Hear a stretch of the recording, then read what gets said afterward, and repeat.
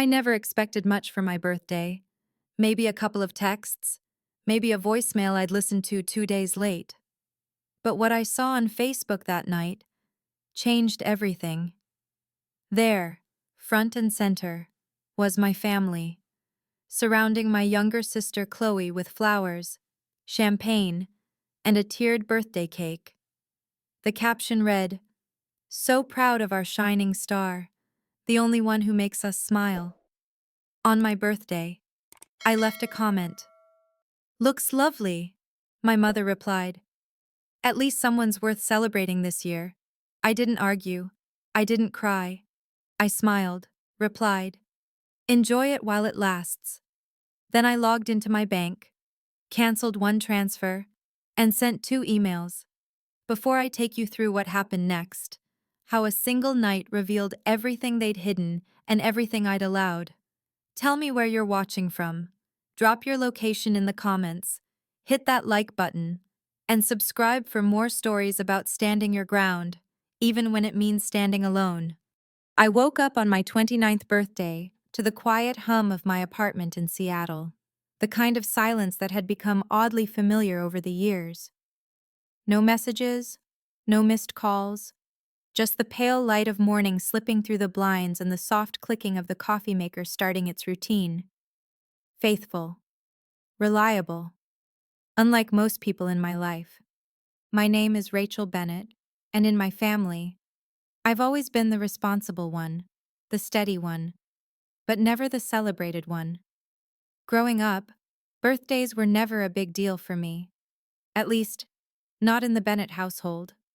My mother, Linda, often forgot until dinner. My father, Martin, remembered only if she reminded him. And Chloe, my younger sister by 3 years, was usually too busy with something urgent to notice. It had always been that way, so I never really expected balloons or surprise cakes or even a simple dinner. Still, I suppose some part of me hoped that maybe this year would be different. I moved through my usual morning routine without much thought. Shower, yogurt, coffee, 2 cups, one for the exhaustion, one for the hope. As I sat at the kitchen counter scrolling through emails, I reminded myself not to expect anything. That way, I wouldn't be disappointed. But even as I told myself that, a familiar ache crept in, an ache I'd long ago learned to carry quietly. It's strange, isn't it? How you can be so present in a family and still feel completely unseen.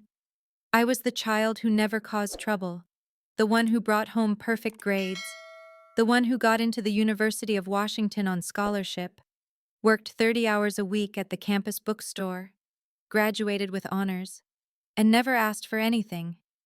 But none of that ever felt like enough. Not when compared to Chloe.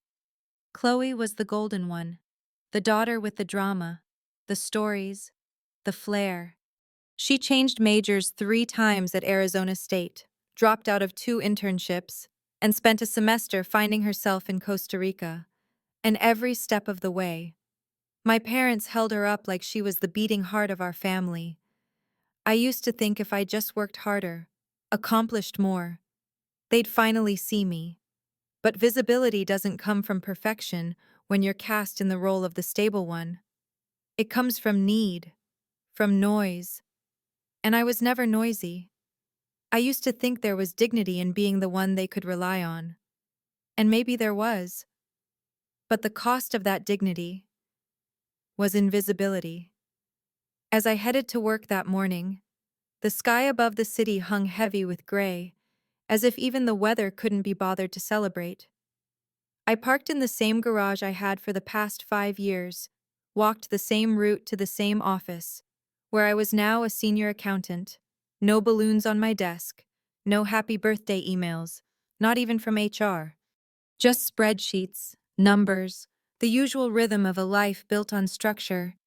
And still, I whispered it to myself, quietly, like a prayer I wasn't sure anyone was listening to.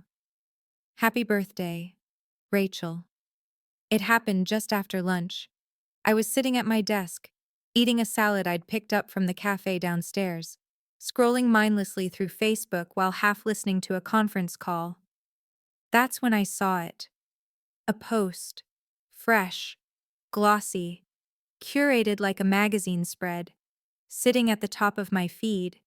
My family, gathered in our parents' living room in Bellevue, the same room where we'd once held holiday dinners and birthday parties. Balloons, wrapped gifts, and the old celebration banner we used for special occasions hung over the fireplace. In the center of it all was Chloe, smiling like she owned the world. My breath caught in my throat. For a moment, I thought maybe I'd gotten the date wrong. Maybe today wasn't actually my birthday. Maybe there had been some mix-up. But no, the calendar on my screen confirmed it. May 19th. My birthday. Not Chloe's. Not a holiday. Just mine. I clicked into the post, heart racing, scrolling through photo after photo of my family celebrating her. There was my mother, beaming with pride as she lit candles on a cake. My father, standing behind Chloe with his hand on her shoulder. Aunts and uncles who hadn't bothered to send me a birthday text were clapping in the background. Even my grandmother, who claimed she no longer traveled, was seated on the couch with a slice of cake in her lap. The caption hit me like a punch to the chest. The only one worth celebrating today. I stared at it, blinking. Surely, they didn't mean that literally. But the longer I looked, the more obvious it became. This wasn't some innocent gathering. It wasn't a coincidence. They had chosen this day, my day, to throw a surprise party for Chloe, to gather everyone in a room and pretend I didn't exist.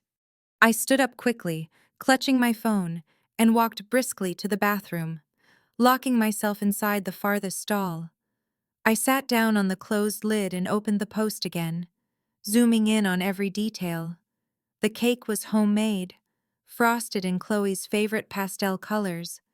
The decorations were familiar, pulled from our family's party box in the basement. And the smiles. They weren't casual. They were proud, joyful, like this was exactly the celebration they'd all been waiting for. Tears pricked the corners of my eyes, but I refused to let them fall. Not here, not at work. I wiped my face with a paper towel, took a deep breath, and returned to my desk. Olivia Peterson, a coworker who sat across from me, looked up as I sat down. "You okay?" she asked gently. "You look like you've seen a ghost." "Just a migraine coming on," I lied, offering a weak smile. I tried to focus on the quarterly reports, but the numbers blurred on the screen. At 3:45, I opened Facebook again. The post had already racked up dozens of likes and comments. "Congratulations, Chloe. So proud of you. You deserve all the love today." For what? What exactly were they congratulating her for? She hadn't graduated. It wasn't her birthday. It wasn't even a personal milestone. It was just a random Tuesday that happened to be mine. I hovered over the comment box, unsure of what to write. My fingers trembled slightly before I typed 2 words. Nice cake. I hit enter and closed the app. 15 minutes later, my phone buzzed. A Facebook notification. My mother had replied. "At least someone's worth baking for." I stared at the screen, breathless. That wasn't just a passive-aggressive remark. That was a message. Deliberate, cruel, final. And in that moment, something inside me shifted. Not shattered, but crystallized. A cold, perfect clarity settled over me like a snowfall. I wasn't just the overlooked daughter. I was the expendable one, the backup plan. The quiet one they could ignore without consequence. And maybe they'd always assumed I would stay quiet. I smiled to myself, not out of happiness, but resolve. Then I typed 4 words in reply. "Enjoy it while you can." No exclamation mark, no emojis, just truth, quietly delivered. By the end of the day, I had made a decision. I wouldn't argue. I wouldn't beg to be seen. I would simply show them, through action, not emotion. What happens when the invisible daughter finally stops playing her role? And the first domino. It had already fallen. That night, I didn't cry. I didn't scream or pace or draft angry texts I'd never send. I sat in silence on my living room floor, a glass of wine untouched beside me, scrolling through old memories I had long tried to ignore. Because the truth is, this birthday wasn't the beginning. It was the most obvious continuation of a pattern I had spent my entire life trying not to see. I was 8 years old when I first understood what I meant to my parents. Chloe was 5. I had just won the district spelling bee, beating kids 2 grades above me. I came home beaming, my certificate crinkled in my tiny hands, excitement bubbling in my chest. I still remember the feeling, that hope that maybe this time, they'd be proud. Not now. Rachel, my mother said as I stepped through the door. Chloe learned a new dance routine. Show mommy and daddy, sweetie. I stood there, still in my school uniform, watching as Chloe twirled across the living room carpet, her arms flailing in every direction. My father clapped. My mother gasped like she was witnessing brilliance. I held my certificate a little tighter, then a little looser, until it curled from the pressure. Later that night, I taped it to the fridge myself, using the last of the Scotch tape from the junk drawer. The next morning, it was gone, replaced by Chloe's finger painting. I told myself it didn't matter, that the spelling bee wasn't a big deal, that maybe I was overreacting, but that moment never left me. Neither did the others. Chloe's Sweet 16 was a full-scale production. 50 guests, a rented DJ, a dress my mother swore they couldn't afford, but somehow made happen. My 16th. A store-bought cake after dinner, and a promise they'd make it up to me later. Later never came. I graduated high school with a 4.0 GPA, was editor of the yearbook, and got into the University of Washington with a partial scholarship. My parents came to the graduation, but left early because Chloe had a minor part in her school play. I gave my valedictorian speech to a sea of proud parents. Mine were already in the car, halfway across town. They always had a reason, always had an explanation. Your sister needs us more. You're the strong one. Don't make everything about you. But what they never had was the awareness that I noticed, that I remembered. That being the strong one didn't mean I didn't feel it, deeply, every time they chose her over me. College was when the gap widened into something more tangible, measurable, even. Despite my scholarship, I worked 30 hours a week at the campus bookstore. I juggled classes, shifts, and student loans, scraping together rent and groceries. Chloe, meanwhile, was enrolled full-time at Arizona State. No scholarship, average grades, changing majors every semester. My parents covered her tuition, her apartment, her credit cards. When I asked about the imbalance, my father simply said, "She doesn't have your work ethic. She needs the help." It wasn't said with malice, just a kind of detached resignation, like it was a fact of nature, gravity, rain, the hierarchy of their love. I kept going. I graduated summa cum laude with a degree in accounting.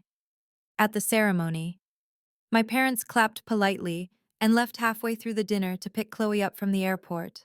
She'd just returned from a semester abroad in Costa Rica, funded entirely by them. You understand, don't you? Rachel, my mother had said, wrapping her scarf around her neck as she stood to leave. She had a long flight. I did understand. Too well. After college, when I got my first job offer, I invited them to celebrate over dinner. Halfway through the appetizer, my mother interrupted me. That's nice, honey. But guess what? Chloe's dropping out of her grad program. She's decided to take time off to find herself. Isn't that brave, brave? That was the word they used for quitting, for needing, for depending. I had spent my entire life building, enduring, rising, only to be told that the person who walked away deserved applause for being courageous. And I clapped along. I always did. Until now. Because now, as I sat on my living room floor, the memories wrapping themselves around me like ivy, I saw it all for what it was. Not just a pattern, but a choice. Repeated, reinforced, and protected. They didn't forget my birthday. They erased it.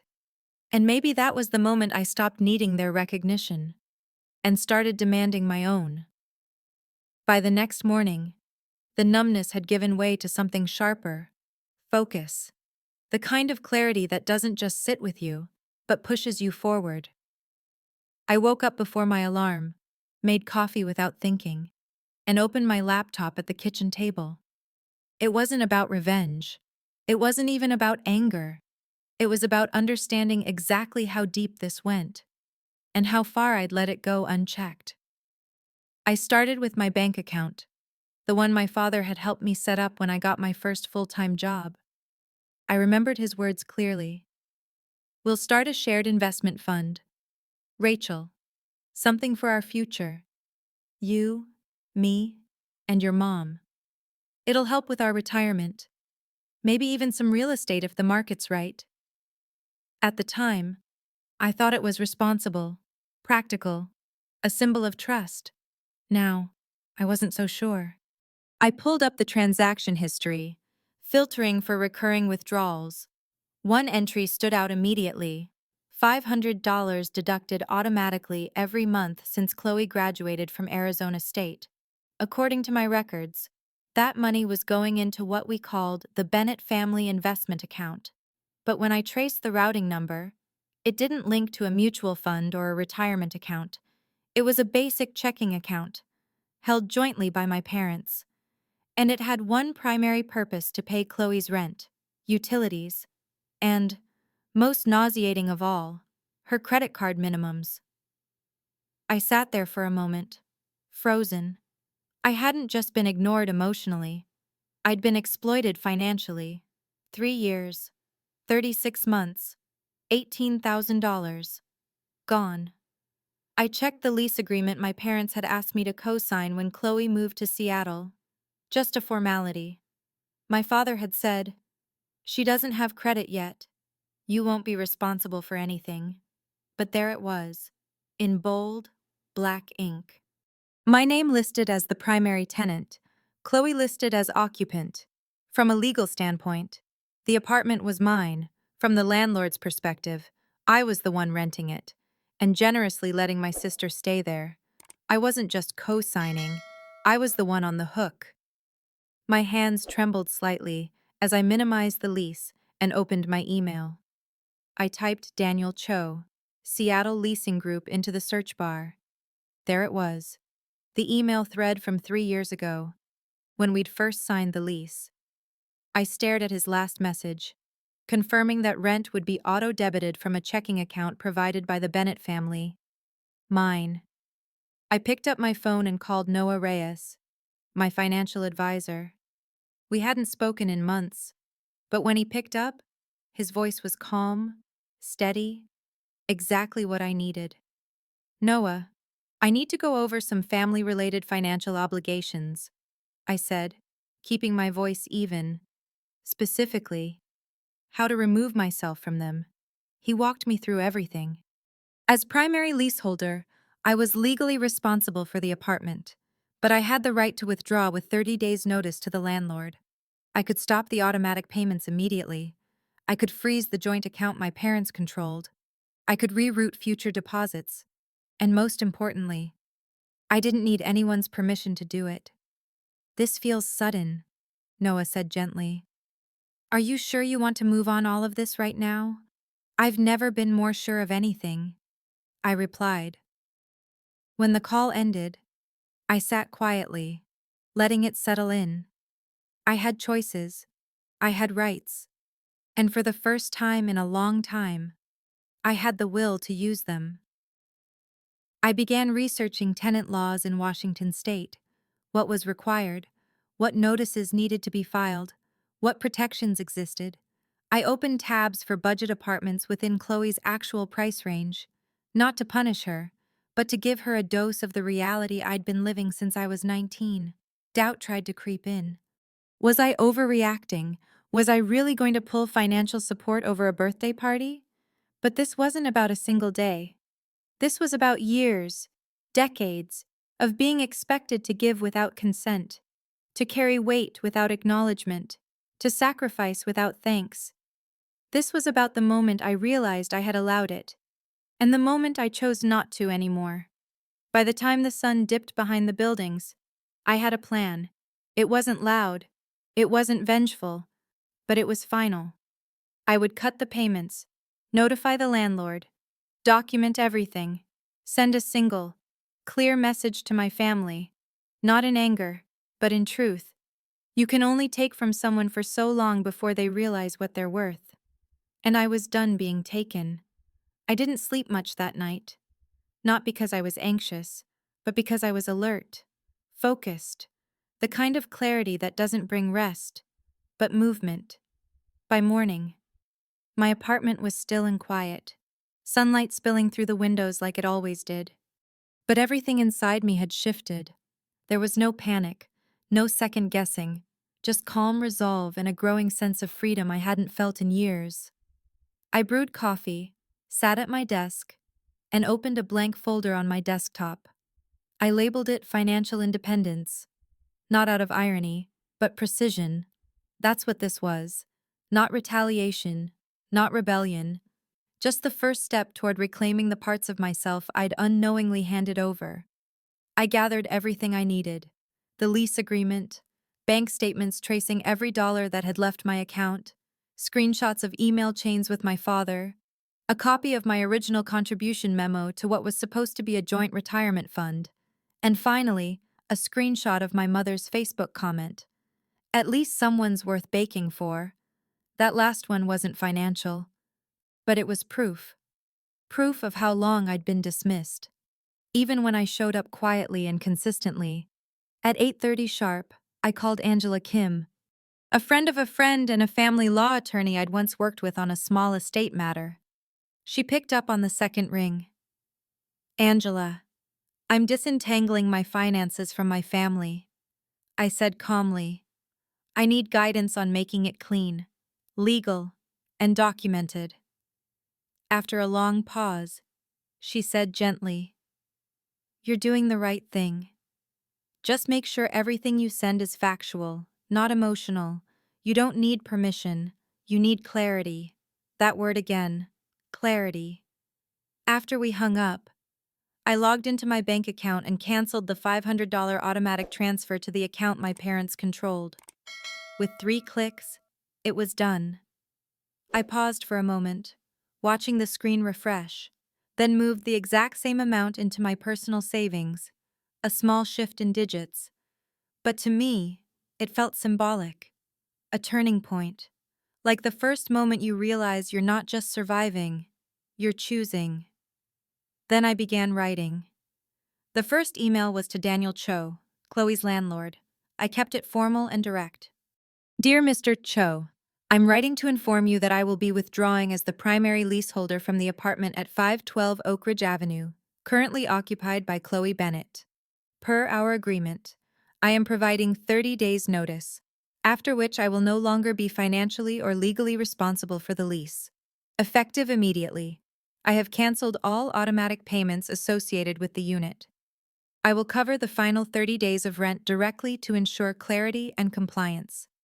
I've attached the relevant section of the lease and welcome any next steps required from your office. Sincerely, Rachel Bennett." I read it twice, then hit send. The second email was harder, but simpler. It was to my parents. "Mom, Dad, I'm writing to inform you that I've stopped all automatic payments from my accounts that have been contributing to Chloe's living expenses. I've also notified the landlord that I will be withdrawing from the lease agreement. Per the contract, I'll cover the final month of rent, but beyond that, I will not continue financial support. These arrangements were made without my informed consent." I believed I was contributing to a family investment fund for your retirement, not subsidizing Chloe's apartment and credit cards. This is not a negotiation. It's a boundary. Please plan accordingly. Rachel. No threats, no insults, just facts. And for the first time in a very long time, my words were mine alone, unapologetic and uncompromising.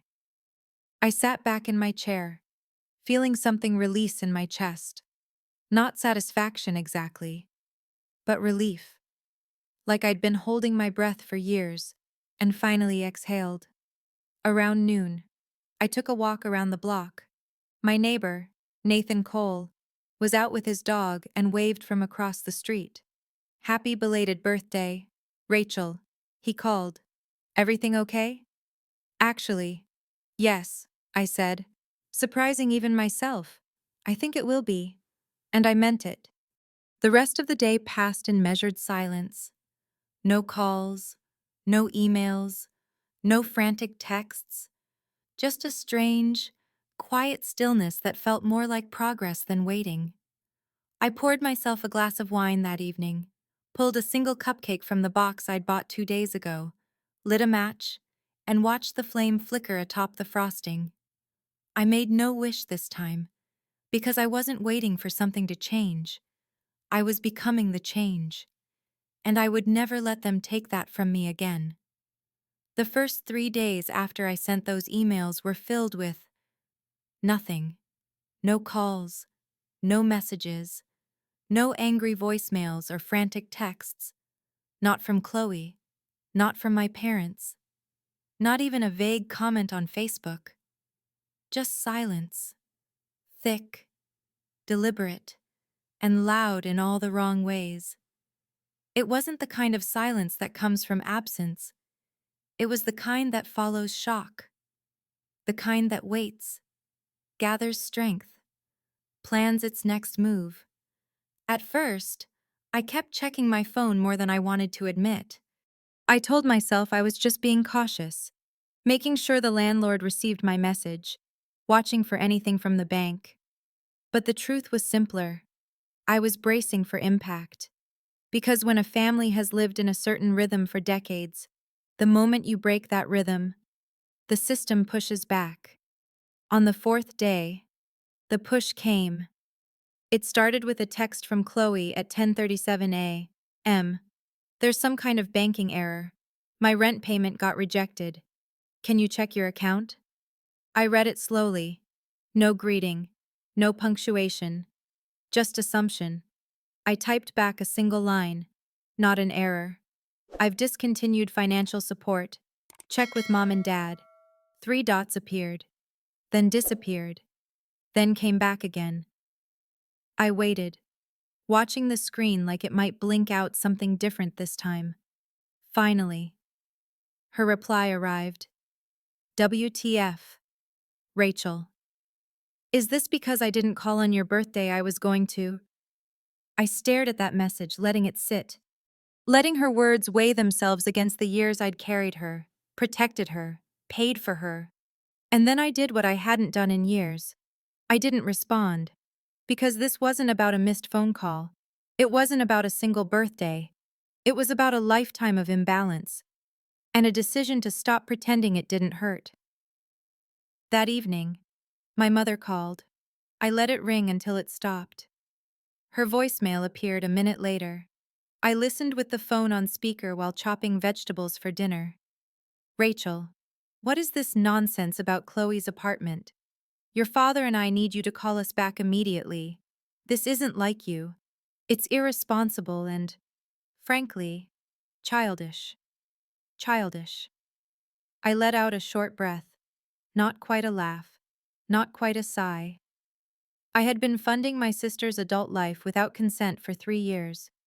And I was the one acting childish. I texted back. "I'm not available to discuss this tonight. The email I sent explains everything necessary." Then I turned off my phone. The next morning at work, I tried to focus, but my mind kept drifting, half to the fallout that was unfolding, half to the strange calm I still felt inside. I wasn't used to this version of myself. the one who didn't shrink when accused or apologize when she hadn't done anything wrong. At lunch, Olivia, my coworker, sat across from me with a sandwich in one hand and a curious look in her eyes. "You've seemed off this week. Want to talk about it?" I hesitated for half a second, then nodded. "It's family stuff," I said. "Been building for years." She set down her sandwich. "Tell me." So I did. A shorter version. Of course. Just the essentials. The forgotten birthday. The money trail. The lies about the lease. The quiet unraveling of a dynamic I'd once believed was normal. When I finished, Olivia leaned back in her chair and shook her head slowly. "That's a lot," she said. "But good for you for finally standing up for yourself. Honestly, that kind of peace costs something, but it's worth it." Her words stayed with me for the rest of the day. They were simple, but they were the kind I'd rarely heard from my own family. Words that affirmed I wasn't being dramatic. I was being honest and brave. That night, my father called. It surprised me. He wasn't the type to reach out directly unless prompted. I hesitated, then answered. "Hi, Dad." There was a long pause. "Do you have a minute?" he asked. "I do," I said cautiously. "I got your email," he said. "About the lease, the account, all of it. And I owe you an explanation." I didn't speak. I waited. It started small. He continued. "Chloe needed help with the security deposit after school. We were tight that month. You'd just gotten promoted. You offered to help with family finances. Remember, I offered to help with your retirement?" I said softly. "Not her rent." "I know," he admitted. It just became easier to let it go on. "Chloe's never been good with money. You always had it together. We didn't mean to take advantage, but you did." Another pause. "I know." For a moment, I almost softened. His voice wasn't defensive. It was tired, regretful, maybe even honest. "I'm not changing my mind," I said gently. "I didn't expect you to." He replied. "I just wanted you to know I get it. And I'm sorry. It wasn't perfect. It didn't fix anything. But for the first time, I heard something from my father I hadn't heard in years. Recognition. And maybe that was the beginning of something new. Or maybe just the end of something I never should have allowed." The days that followed my father's call moved with a strange rhythm, slow but heavy, like the pause before a summer storm. Chloe's messages came in waves. Some were laced with sarcasm and fury. Others read like panicked confessions typed between tears. One minute she'd write, "I can't believe you're doing this to me." The next, "I'm sorry if I made you feel used, but this is extreme. Rachel." I answered only when necessary, and only with facts. Yes, I was the primary leaseholder. No, I would not resume payments. Yes, the 30-day notice was standard under Washington law. No, this was not a discussion. Meanwhile, Daniel Cho, the landlord, responded to my initial email with professionalism and promptness. "Miss Bennett, thank you for your notice. I've updated our records. You will remain responsible for rent through June 15th, after which your obligation ends. Your sister will need to qualify for the lease on her own or vacate the property. Attached are the transition documents. Please review and return at your earliest convenience." I signed and returned the paperwork that evening, copying both of my parents for full transparency. I didn't want a single detail left open to reinterpretation. No one would be able to say I'd acted recklessly or without warning. On day 9, I met with Dr. Karen Elliott, my therapist, for our regular session. I almost canceled, thinking I was too tired, but I'm glad I didn't. "How are you feeling about the steps you've taken?" she asked after I updated her. "Conflicted," I admitted. A part of me feels like I'm punishing Chloe for the way our parents treated me.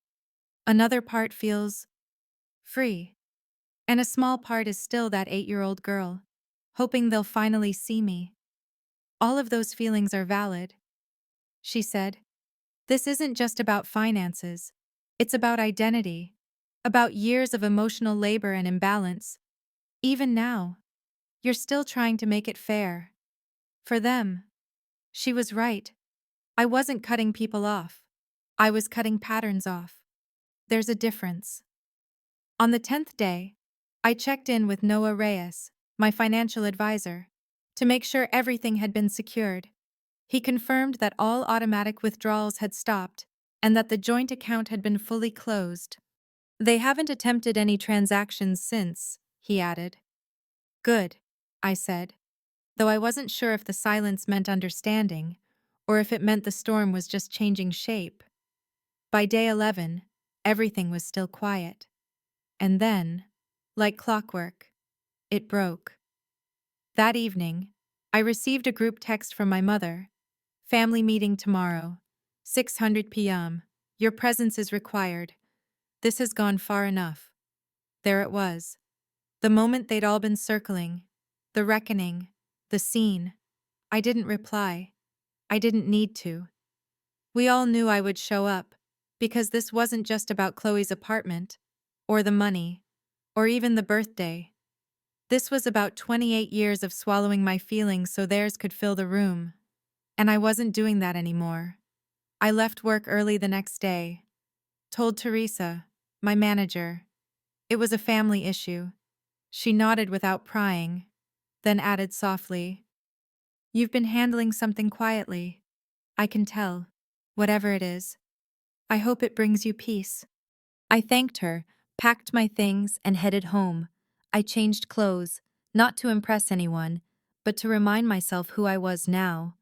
I chose a navy dress. Simple, structured, professional. This wasn't a dinner. It was a deposition. At 5:45, I pulled into my parents' driveway. All the cars were already there. My mother's silver sedan, my father's truck, Chloe's scuffed Honda, parked crooked near the curb, still playing by her own rules. I took a deep breath, gathered the folder I'd prepared, the documents, screenshots, statements, and walked to the door. Before I could knock, it opened. My mother stood there, arms folded, her face unreadable. "Glad you finally decided to explain yourself," she said. "Hello, Mom," I replied. Then I stepped past her into the house. The living room had been arranged like an intervention. My father sat in his recliner. Chloe was curled on the couch, her eyes red. An empty chair waited, facing all of them. It was meant for me. I took my seat, placed the folder in my lap, folded my hands. "I'm listening," I said. And for the first time in my life, I meant it not as a plea, but as a power. My mother didn't ease into the conversation. "What were you thinking?" "Rachel," she said, her voice sharp and brittle. "Canceling payments, emailing Chloe's landlord, threatening her housing. Is this your way of punishing us because we forgot your birthday?" "This isn't about my birthday," I said calmly. "Though, yes, the party you threw for Chloe on my birthday was revealing. It wasn't a party." Chloe cut in, her voice shaky. "It was just a celebration. I sold my first major piece at the gallery. It happened to fall on that day. A celebration with a cake, balloons, and the same banner you used at my graduation," I said, looking at my mother. "And not one of you acknowledged what day it was. Not even a message." My mother looked away, her arms still crossed tightly over her chest. "I was just teasing when I wrote that comment. You've always been so independent. We didn't think you cared about birthdays." "I've been independent because I had to be," I said, more softly than I expected. "Not because I didn't care. I learned early on that asking for anything from this family meant being disappointed." "That's not fair," my father said from across the room. We supported you through school. Did you? I reached into my folder and pulled out a printed loan summary. Here's the $42,000 in student debt I took on while working 30 hours a week in college. You covered Chloe's tuition at Arizona State, her housing, even her trips abroad. But when I asked for help, you said you were saving for retirement. My mother's brow furrowed. We never asked you to sacrifice. No, I said, my voice steady. You just expected me to. Over and over again. I turned to Chloe. When was the last time you paid rent in full without help? She didn't answer. You've had 3 years to build credit, to grow, to learn how to manage on your own. But instead, our parents used my account, without telling me, to support your lifestyle. And you didn't think to ask where the money came from. Chloe looked stunned. I thought Mom and Dad were covering it. My father cleared his throat. It started small, he said. We didn't plan for it to go on like this. But it did, I replied. And nobody stopped to ask if I agreed. You made decisions about my money, my name, my credit, all because I've always been the one who has it together. My mother finally spoke, her voice cold. So what now?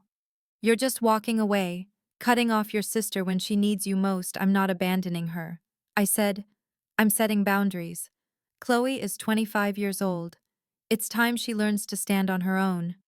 The way I had to. And us, she asked, her tone clipped. Are you cutting us off too? That depends, I said honestly. I'm open to rebuilding something, but only if it's based on mutual respect and truth. I'm done being the invisible one, the one who only matters when you need something. This is ridiculous, my mother muttered, standing. So we forgot your birthday. So what? Grow up. Rachel, Linda, my father said, his voice sharper than I'd ever heard it. Sit down. She froze. My father looked at me, then back at her. She's right, he said. We've treated her unfairly. I've seen it. And I've let it happen. Martin, she snapped. But he held up a hand. No. We've celebrated Chloe's every small victory and taken Rachel's success for granted. And I lied about the money. That's on me. I'm not proud of it.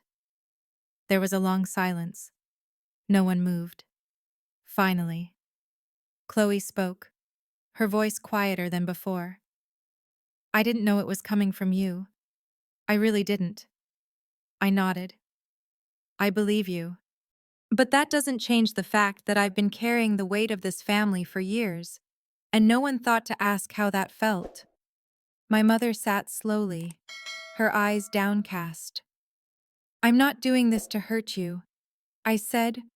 I'm doing this because I finally realized I matter, too. And if I keep allowing this dynamic, I'll lose more than just money. I'll lose myself. So what happens now? My father asked. Now, I said, standing with my folder in hand, we all decide what kind of family we want to be, and what kind of relationships we're willing to fight for. I paused at the doorway. I love you, all of you. But I love myself, too. And I'm not willing to disappear just to keep the peace. Then I walked out. And for the first time in my life, I didn't look back to see who followed. The days after the confrontation didn't feel triumphant. They felt quiet. Not the peaceful kind, but the heavy kind. The kind that makes you wonder if you've just burned down the only bridge you ever had, or if, maybe, you were never really standing on one to begin with. My mother went silent. Not the passive-aggressive silence I'd grown up with. Not the sulking, or the sighs behind closed doors. This was different. It was calculated. She stopped responding to emails, didn't return my calls. Instead, she did something far more familiar. She told her version of the story to other people. Within days, I started getting calls from relatives. Aunt Patricia, Uncle Raymond, both of them carefully concerned, their voices soft, their tone polite, but their words unmistakably laced with judgment. "Your mother says you've been going through something lately," Aunt Patricia said. "She's worried about you. She says you've become distant." I paused, then answered gently, "Actually, I'm clearer than I've ever been. I just finally set boundaries." There was a long pause on her end. "Families should support each other," she said, as though I'd forgotten. "I agree," I replied. "Support should be mutual, not one-sided." Uncle Raymond was more direct. "Rachel, this is your sister. Family is family. What are you going to do? Cut her off just because your parents made mistakes?" "I'm not cutting her off," I said. "I'm cutting off the dynamic that hurt me. That's different." What I didn't say, but wanted to, was that they hadn't been there. Not for the birthdays, not for the graduations, not for the years I had worked, paid, and stayed silent. But someone else did reach out. Someone I didn't expect. My cousin, Julia Bennett. "I just wanted you to know," she said over the phone. "Not everyone is buying your mom's version. Some of us. We've seen the way they treat you. This wasn't sudden. It was overdue." Her words landed softly, but deeply. Because when you've spent a lifetime being told you're imagining things, even a single voice saying, "I see it too," can feel like salvation. My father, true to the remorse he'd shown in that living room, began reaching out regularly. He didn't offer grand gestures or quick fixes, just quiet consistency. He asked about my job, my friends, my apartment. Not because he needed anything, but because he was finally trying to know me. 2 weeks after the confrontation, we met for coffee. "I've started seeing someone," he said quietly. "A therapist. I need to understand why I let it get this far." I nodded. Not out of approval, but out of acknowledgement. "That matters," I said. "More than you know. I never meant to make you feel invisible," he added. "I know," I replied. "But intention and impact are different." He nodded slowly. "That's exactly what she said, too." I smiled. Therapy was working. Chloe, on the other hand, was unraveling. Not in a dramatic way, but in a quiet identity crisis I could hear through every message she sent. One day, she'd text a long apology. The next, she'd accuse me of being vindictive. She didn't know who she was without the scaffolding our parents had built around her. And now that it was gone, she was struggling to stand on her own. The lease transition made things very real, very fast. Daniel Cho held firm. She needed to qualify on her own, or move out. With no credit history, limited income, and 2 part-time jobs, she couldn't. Our parents, still licking their wounds, didn't rush to cover for her either. "What am I supposed to do?" she asked during one of our calls. "Live on the street. You have options," I said. "Roommates, budget apartments, a second job. You'll figure it out." "That's easy for you to say," she snapped. "Everything's always been easy for you." "No, Chloe," I said gently. "Nothing has ever been easy. I just never asked you to carry the weight for me." There was a silence on her end, the kind that sounded like realization. I didn't press it. By the end of that month, she moved into a smaller place with a roommate named Haley, who worked at the same gallery.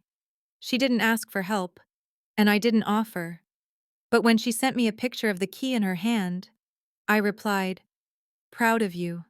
Truly." She didn't respond right away. But a few hours later, she texted back, "Thanks. I'm trying." That was enough. Not closure, not forgiveness, but movement. And after so many years of standing still, that more than anything was what we all needed. It started with an email, not a call, not a text, Not even a voicemail laced with guilt. Just a single email from my mother. Rachel, your father suggests we consider family therapy to address the concerns you've raised. While I still feel you may have overreacted to some perceived slights, I'm willing to participate for the sake of family harmony. Let us know your availability. Mom. No apology, no ownership, but also no denial. For someone like my mother, that was a tectonic shift. I stared at the screen for a long time, not because I didn't know how to answer, but because I did. This wasn't a resolution, it was a door, slightly cracked, and as much as part of me wanted to slam it shut, another part knew what it had cost her to even open it. I replied the next morning, "Thanks for reaching out. I'm open to participating in therapy. Tuesday evenings work best. Let me know if that aligns with your schedules." A few days later, we had our first session with Dr. Marcus Holloway, a calm, deliberate presence who specialized in high-conflict family dynamics. His office felt neutral, no couches to sink into, just simple chairs arranged in a soft circle, no hierarchy, no center. My mother arrived last, her coat still buttoned, her expression unreadable. "Dr. Holloway began gently. I understand this family has experienced a recent rupture. Before we unpack the details, I'd like to ask, who wants to begin predictably?" My mother spoke first. "I just want to say," she began, her voice clipped, "that I never intended to make Rachel feel excluded or unsupported, but she's always been independent. She's always done things her own way. This sudden cutoff, it's been hurtful, not just to Chloe, but to all of us." Dr. Holloway nodded, then turned to me. "Rachel, would you like to respond?" I took a breath. This isn't about a sudden decision. It's about years of imbalance.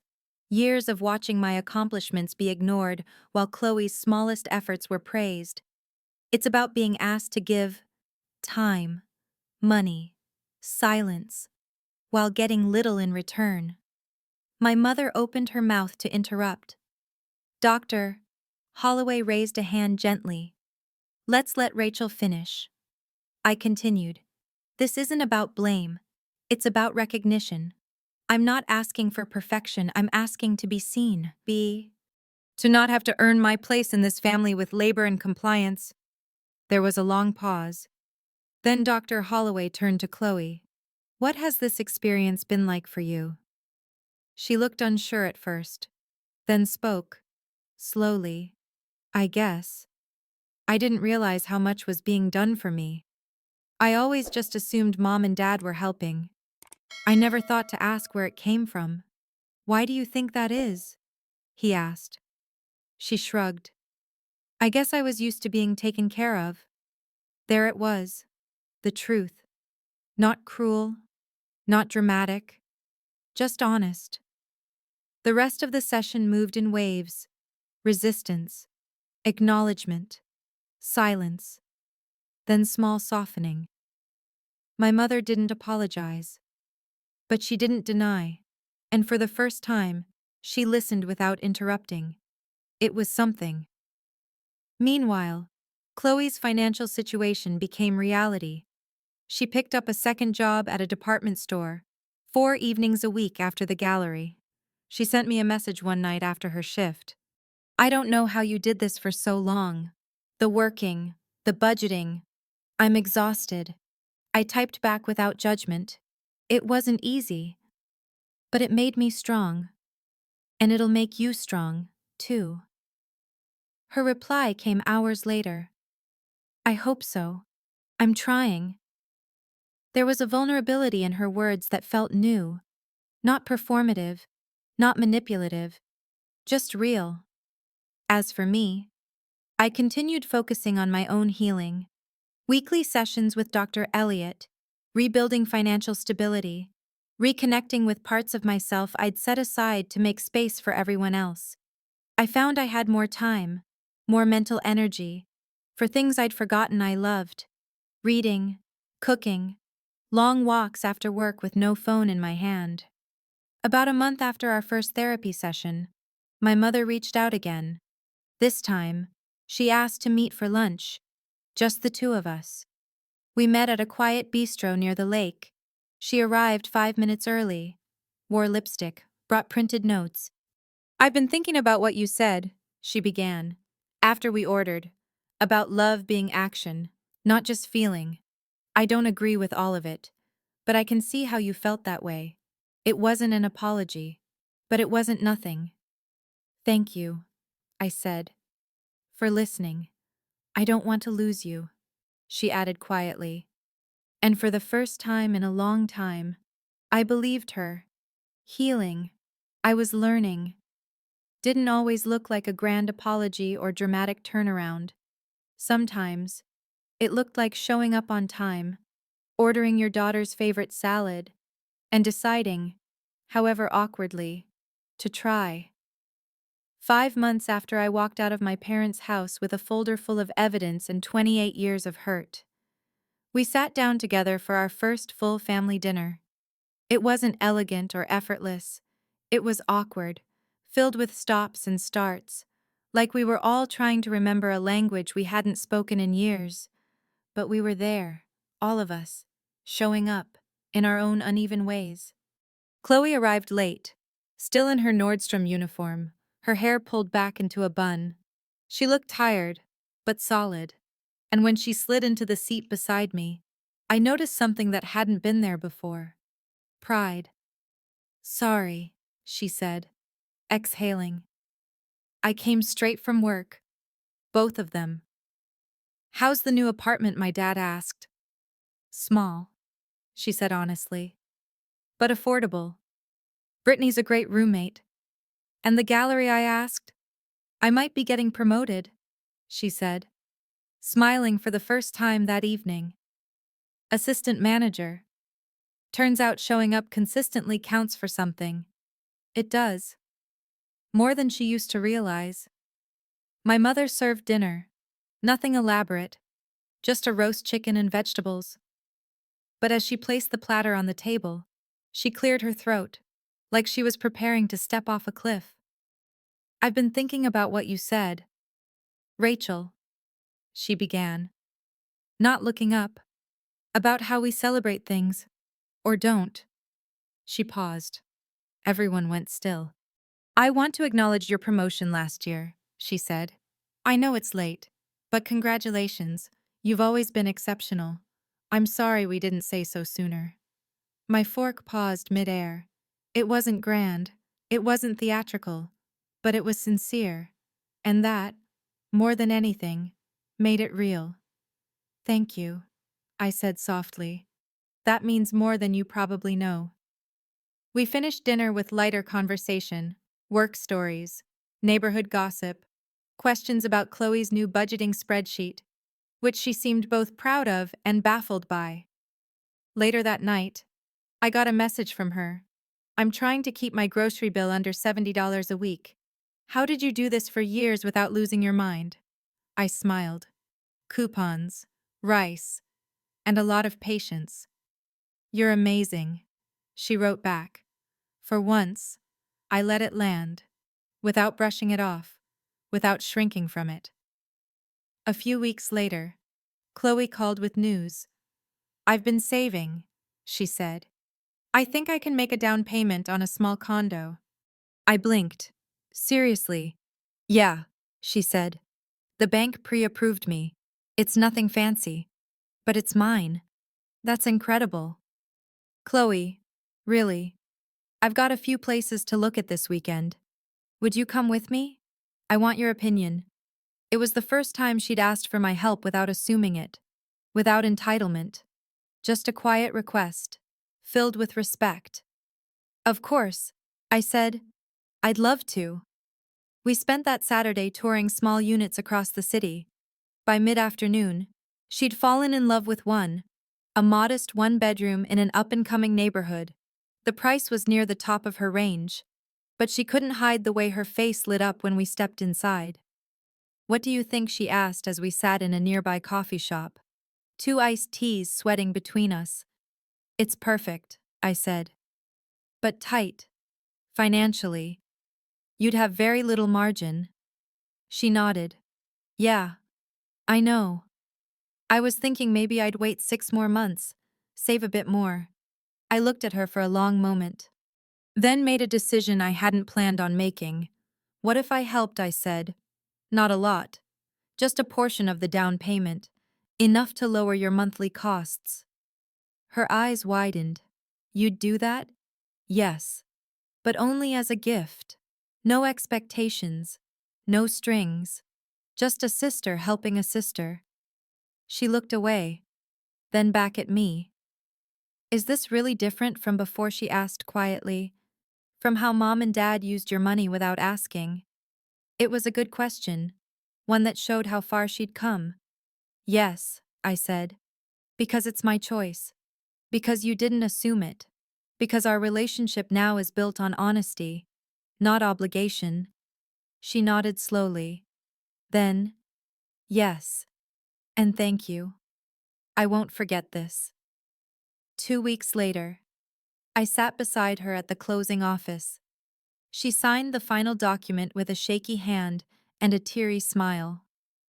When the agent slid over the keys, she whispered, I can't believe I'm a homeowner. You earned it, I said, every square inch. Every. As we stood in her empty living room, champagne in plastic cups, she turned to me. You didn't just help me buy a home, she said. You helped me grow up. And for the first time in years, I didn't feel like the one left behind. I felt like the one who helped us all move forward. The truth is, I didn't just take back my money, or my time, or the lease with my name on it. I took back something far more difficult to reclaim. My voice. For most of my life, I believed love meant endurance. That being the strong one meant staying quiet, carrying more, expecting less. I thought family meant sacrifice without recognition. That being needed was the same as being valued. But I know better now. Setting boundaries didn't make me cold. It made me clear. Speaking up didn't make me cruel. It made me whole. And walking away, for a moment, was what finally brought my family back into honest connection. Not perfect, but real. My mother still struggles. There are days she slips back into old patterns, days when her silence says more than her words ever could. But now, I name it, and more often than not, she hears me. My father shows up, not just in words, but in presence. He listens longer. He apologizes faster. He still gets things wrong, but he no longer pretends he doesn't. That matters. And Chloe, she's still learning, still stretching into the woman she was never asked to become. But now she pays her bills. She asks instead of assumes. She thanks instead of expects. We've stopped pretending that love is effortless, because it never was. It's work. It's truth. It's boundaries. And sometimes, it's uncomfortable silence that no one rushes to fill, because we've learned that growth often begins right there. I don't know if we'll ever be the kind of family that moves through life without friction. But I know this.